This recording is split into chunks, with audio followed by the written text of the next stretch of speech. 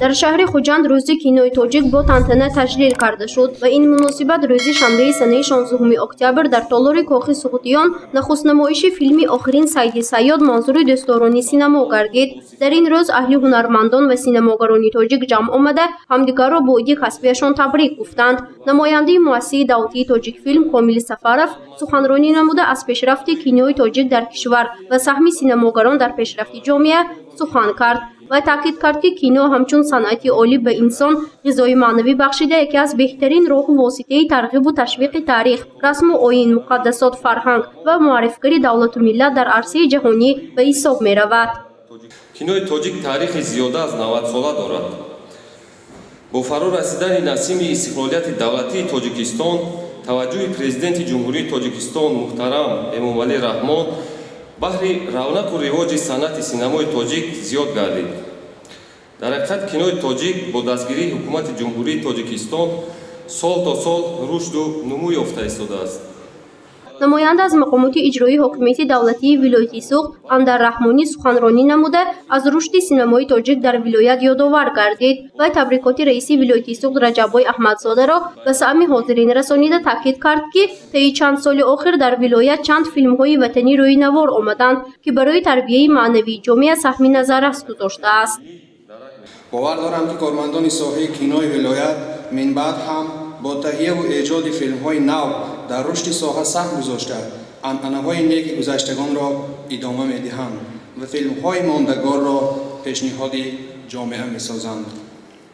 بار دیگر کل کارمندان ساحه کینو را با عید کسبیشان تبریک گفته سلامتی و سربلندی و در فعالیت ایجادی فتح قله‌های نو را آرزو می‌نمایم. رئیس ولایت سوخت رجبای احمدزاده. در این روز مهرنامه و دسته گل از نام رئیس ولایت سوخت رجبای احمدزاده و سردار ریاستی مؤسسه دولتی تاجیک فیلم در ولایت سوخت فردوس امیرزاده تقدیم کرده شد. همچنین چندی از هنرمندان و سینماگرانی که در پیشرفت این ساحه سهم نظر گذاشتند با سپاسنامه قدردانی شدند.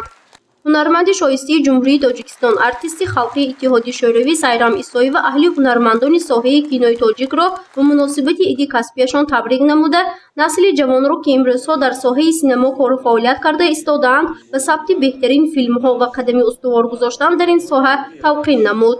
آینده سینما در دست جوانان است و بینید که حاضر از برآمد نماینده کینو در یک سال چقدر فیلم ها به نمار کشیده شده است. این برد و باخت همه ما.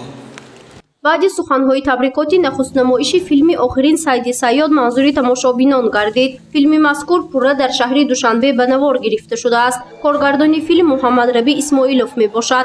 فیلم واقعه و حادثه های تاجیکستان و افغانستان را بازگو می کند و از عشق یک جوان صیاد نقل می کند که او به دختر عاشق شده است. مسئولین ریاستی مؤسسه دولتی تاجیک فیلم در ولایت سوخت تاکید کردند که فیلم مذکور روزهای نزدیک در تمام کینوتئاترها و نمایش گذاشته می شود. ما همه سال کار و فعالیت کرده ایستادیم که فیلم های خوبی را ثبت کنیم و ریاستی تاجیک فیلم نیز همین سال چند فیلم های خوبی را ثبت کرد از جمله یک فیلم حجتی با نام قلعه خوجند، یک فیلم با نام زادروز مبارک، فیلم حجوی کودکانه و در سال 2022 باز ما چند نقشه های دیگر داریم که البته امید می رود با کوشش و حرکت ها این فیلم هایی که ما در نقشه داریم روی کار آیند و برای تماشابینان پیشنهاد کرده شوند.